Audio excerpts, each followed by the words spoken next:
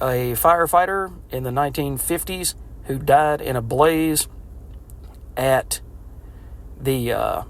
one of the national forests. And so this is a story about his wife kind of trying to put everything behind her, and at the same time, a mysterious figure showed up at the end of the last issue. So we'll see how this continues on. The artwork was extremely well done.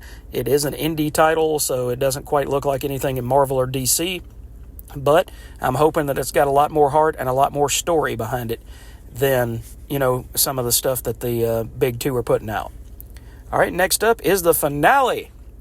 Not the penultimate issue, but the finale of Beneath the Trees Where Nobody Sees. I am excited as all get out to check out how this book ends. I cannot wait to tear into this one. This is written and the artwork is done by Patrick Horvath. So I cannot wait to dig into this one. All right, after that, I've got issue 2 of Spider-Man Shadow of the Green Goblin. And the Green Goblin is one of Spider-Man's earliest villains, but this is not talking about the Green Goblin so much as it's talking about the Proto-Goblin. So this is written by J.M. DeMatteis with art by Michael Stamaria.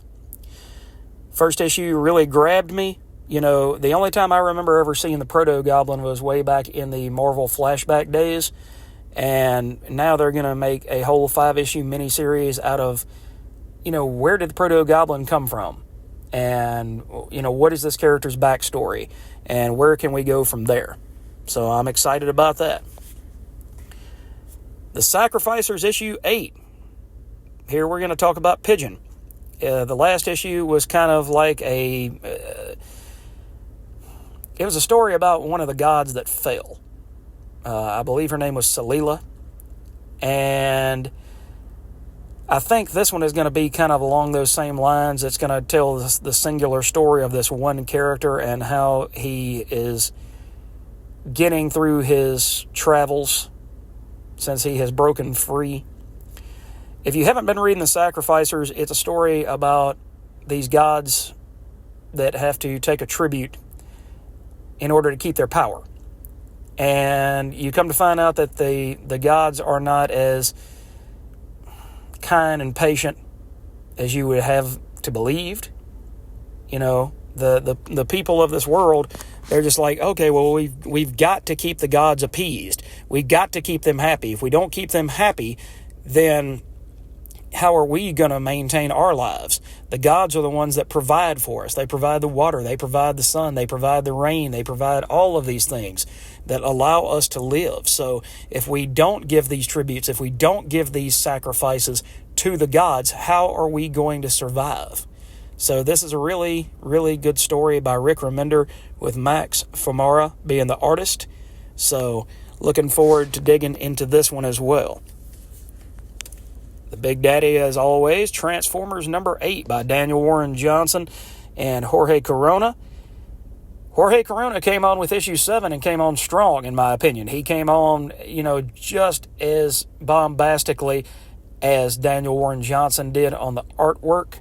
And I've kind of noticed that due to the coloring and things like that, with the Energon Universe Free Comic Book Day one-shot they did this past Saturday, a lot of the colors and a lot of the artwork look the same because the artist on that story was Ryan Otley, and his artwork looked strikingly similar to Daniel Warren Johnson's own stuff, and Jorge Corona is very similar in style as well. So I'm glad that they haven't jumped the shark and started doing artwork that is not consistent with the first 6 issues and what you've seen come before. After last issue's throwdown, it's going to be very interesting to see who's leading the Decepticons. That's really all I'm going to say about this issue. I'll do a deeper dive in to some of these books later this afternoon once I get done with all my rat killing and running around. All right, next up is Planetary Expansion by Christopher Rita and Alonso Molina Gonzalez. This book is talking about a world where Earth is almost destroyed due to all of the digging and searching for oil and searching for resources. the Earth is almost depleted. And so they found another world that they're going to try to send people to. And it's kind of like the Fantastic Four, where they're throwing us all together kind of at the last minute. Hey, we found something. We've got to go. We've got to go now. So the artwork is, it's not really Americanized. It's more manga or European. So it's not, to me, the greatest, but that's just because of my own influences and the time that I grew up, and the fact that I'm used to Mark Silvestri, Jim Lee, Mark Bagley, those kind of people. But it's a good enough story that I'm going to continue on, and it's only 8-issue miniseries, so I can't wait to check this one out, and I'll let you guys know what I thought. All right, and here we have the wonderful John Romita Jr. artwork on the cover to Amazing Spider-Man 49. John is not doing the artwork John is doing the artwork on the inside at this particular issue.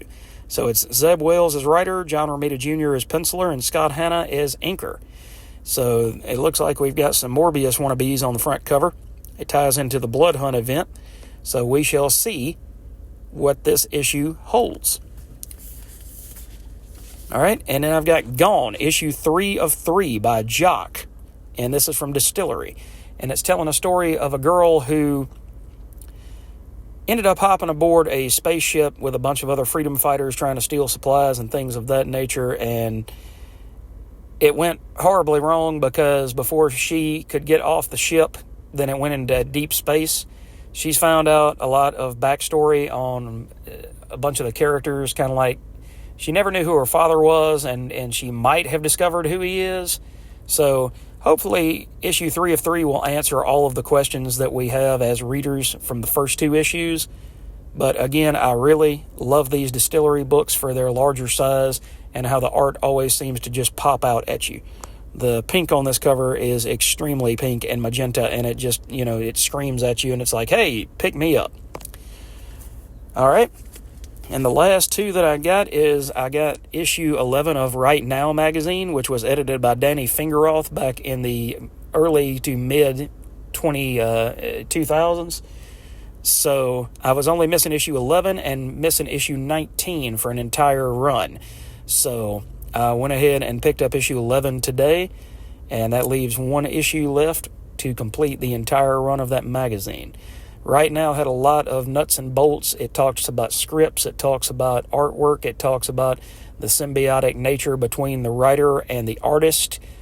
So it was a really good magazine for its time. I just missed a few issues here and there because at that time, $5.95 per issue was kind of tough to swing at that point in my life.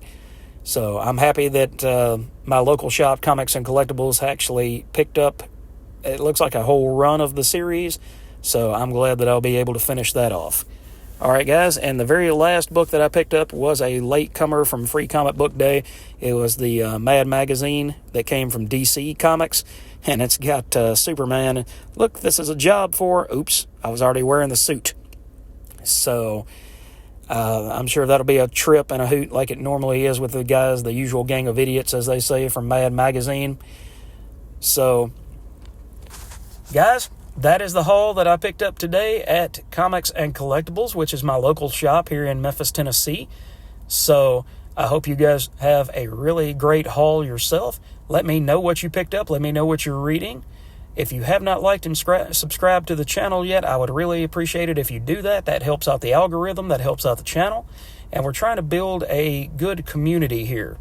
And as we do that, then I need to know what you're buying, what you're reading, what are your interests.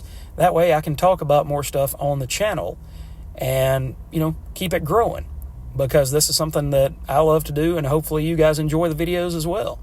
So thanks again for all the time that you took to watch this video today, and we will catch you in the next one.